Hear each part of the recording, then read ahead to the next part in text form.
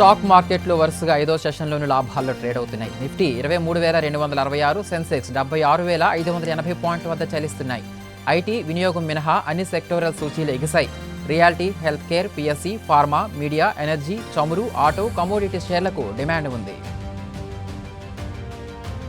తెలంగాణలో వాతావరణం పూర్తిగా మారిపోయింది. ఉదయం ఎండలు దంచికొట్టగా రాత్రి పలు ప్రాంతాల్లో జోరు వర్షం కురుస్తోంది. నిర్మల్, నిజామాబాద్, బోధన్, కామారెడ్డి, ఆదిలాబాద్లో మరో 3 రోజుల పాటు తేలికపాటి వర్షాలు కురుస్తాయని హైదరాబాద్ వాతావరణ కేంద్రం పేర్కొంది. అటు ఏపీలోని పలు ప్రాంతాల్లో రేపటి నుంచి 3 రోజుల పాటు మోస్తరు వర్షాలు కురుస్తాయని వాతావరణ శాఖ తెలిపింది. తెలంగాణ రాష్ట్ర వ్యాప్తంగా 10వ తరగతి పరీక్షలు ప్రారంభమయ్యాయి. విద్యార్థులకు ఎలాంటి ఇబ్బందులు కలగకుండా అధికారులు ఏర్పాట్లు చేశారు. మొత్తం 2,650 పరీక్షా కేంద్రాల్లో 5,09,403 మంది విద్యార్థులు పరీక్షలు రాయనున్నారు.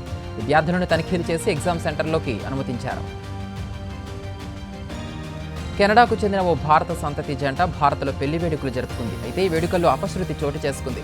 ఫోటోల ఎఫెక్ట్ కోసం వారి పక్కన ఏర్పాటు చేసిన కలర్ బాంబు వధువు వీపుపై పడింది. దీంతో ఆమెను వెంటనే ఆసుపత్రికి తరలించారు. ఈ ఘటనను తమ ఇన్స్టాలో ఆ జంట పంచుకుంది. ప్రీ వెడ్డింగ్ షూట్స్లో జాగ్రత్తగా ఉండాలంటూ వారు సూచించారు. ప్రధాని మోదీ విదేశీ పర్యటనల ఖర్చును కేంద్ర ప్రభుత్వం వెల్లడించింది.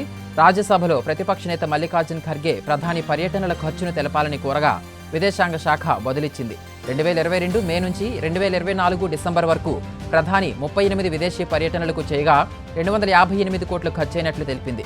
2023 జూన్లో జరిగిన అమెరికా పర్యటనకు అధికంగా 22 కోట్లు ఖర్చయినట్లు తెలిపింది. తెలంగాణ ఎస్ఎల్బీసీ టన్నెల్లో జరుగుతున్న సహాయక చర్యలపై అధికారులు సమీక్ష నిర్వహించారు. పనులను వేగవంతం చేసేందుకు అన్ని విభాగాలను సమన్వయం చేస్తున్నట్లు తెలిపారు. భద్రతా ప్రమాణాలను పాటిస్తూనే సహాయక చర్యలను కొనసాగిస్తున్నట్లు పేర్కొన్నారు.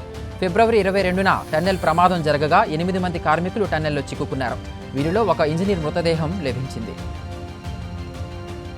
తెలంగాణ రాష్ట్రంలో విద్యుత్ వినియోగం గరిష్ట స్థాయికి చేరింది. తొలిసారిగా నిన్న సాయంత్రం 17,162 మెగావాట్లకు చేరిందని అధికారులు తెలిపారు. మరోవైపు విద్యుత్ సరఫరాలో ఎలాంటి అంతరాయం లేకుండా చూస్తామని ఇప్పటికే డిప్యూటీ సీఎం భట్టి విక్రమార్క పేర్కొన్నారు. ఏసీలు, కూలర్ల వాడకం పెరగడంతో విద్యుత్ వినియోగం పెరిగిందని అధికారులు చెబుతున్నారు.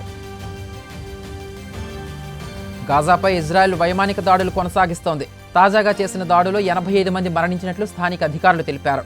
2 రోజుల క్రితం జరిపిన దాడుల్లో 400 మందికి పైగా మరణించారు. చనిపోయిన వారిలో ఎక్కువగా పౌరులే ఉండటం గమనార్హం. ఇరు దేశాల మధ్య కాల్పుల విరమణ ఒప్పందం గడువు ముగియడంతో ఇజ్రాయెల్ దాడులతో రెచ్చిపోతుంది. అమెరికాలో విద్యాశాఖను మూసేస్తూ ఆ దేశ అధ్యక్షుడు ట్రంప్ కీలక నిర్ణయం తీసుకున్నారు. అధికారంలోకి వచ్చిన నాటి నుంచి ప్రభుత్వంపై పడుతున్న ఆర్థిక భారాన్ని తగ్గించడానికి ట్రంప్ పలు సంచలన నిర్ణయాలు తీసుకోగా తాజాగా విద్యాశాఖపై బాంబు పేల్చారు. ఇందులో భాగంగానే ఇటీవల ఆ శాఖలోని ఉద్యోగాల్లో కోతలు విధించిన విషయం తెలిసిందే. తాజాగా విద్యాశాఖను మూసేస్తూ ఎగ్జిక్యూటివ్ ఆర్డర్స్ జారీ చేశారు. మాజీ సీఎం వైఎస్ జగన్ను టార్గెట్ చేస్తూ కూటమి ఎమ్మెల్యేలు చేసిన స్కిట్పై వైసీపీ శ్రేణులు ఫైర్ అవుతున్నాయి. ఎవరాడు 11 నంబరోడా, వాడితో నాకు పోలికేంటి లాంటి పదాలు వాడటంపై సోషల్ మీడియాలో మండిపడుతున్నాయి. ఓ పక్క రైతు ఆత్మహత్యలు జరుగుతుంటే వీళ్ళు ప్రజల డబ్బులతో జోకర్లను పెట్టి జగన్ మీద స్కిట్స్ చేస్తున్నారు అని పోస్టులు చేస్తున్నాయి. నరేంద్ర మోదీ వరుసగా 3 సార్లు ప్రధాని అయినట్లే చంద్రబాబు కూడా వరుసగా 3 సార్లు సీఎం కావాలని డిప్యూటీ సీఎం పవన్ కళ్యాణ్ ఆకాంక్షించారు. ఇందుకోసం బాబు నాయకత్వంలో పనిచేసేందుకు తాను సిద్ధమని చెప్పారు. చంద్రబాబు నుంచి నేర్చుకోవాల్సింది చాలా ఉంది. రాష్ట్రాన్ని గాడిలో పెట్టాలంటే చంద్రబాబే కరెక్ట్ అని ఆయన వ్యాఖ్యానించారు. ప్రతి బుధవారం నియోజకవర్గ స్థాయిలో కార్యకర్తలతో సమావేశం నిర్వహించాలని ఎమ్మెల్యేలు, పార్టీ ఇన్ఛార్జీలను టీడీపీ అధినేత చంద్రబాబు నాయుడు ఆదేశించారు. వారి సమస్యలు తెలుసుకుని పరిష్కరించేలా కృషి చేయాలని తెలిపారు. అదే రోజు గ్రీవెన్స్ నిర్వహించి ప్రజల నుంచి వినతులు తీసుకోవాలన్నారు. ఇన్ఛార్జి మంత్రులు తమకు కేటాయించిన జిల్లాలో నెలకు 2 రోజులు తప్పనిసరిగా పర్యటించాలని సీఎం అన్నారు. ఏపీ సీఎం చంద్రబాబు, మంత్రి లోకేష్ తమ కుటుంబ సభ్యులతో కలిసి తిరుమల శ్రీవారిని దర్శించుకున్నారు. తన మనవడు దేవాంశ్ పుట్టినరోజు సందర్భంగా సీఎం ప్రత్యేక పూజలు చేయించారు. అన్న వితరణ కేంద్రంలో ప్రసాదాలు వడ్డించారు. అనంతరం టీటీడీ అధికారులతో తిరుమల అభివృద్ధిపై సీఎం సమీక్ష నిర్వహించారు. విజయనగరం జిల్లా గజపతినగరం మండలం రెల్లిగూడెం గ్రామానికి చెందిన రాళ్లపూడి అంకమ్మ ఈ నెల 16న హత్యకు గురైన విషయం తెలిసిందే. నిందితులు 4 లొంగిపోయినట్లు బొబ్బిలి డీఎస్పీ భవ్యారెడ్డి తెలిపారు. అంకమ్మ చుట్టుపక్కల గ్రామస్తులకు డబ్బులు ఇస్తూ ఉంటుందని, ఈ క్రమంలో రాములమ్మ డబ్బులు అడగ్గా ఇవ్వలేదని ప్లాన్ ప్రకారం హత్య చేసినట్లు పేర్కొన్నారు.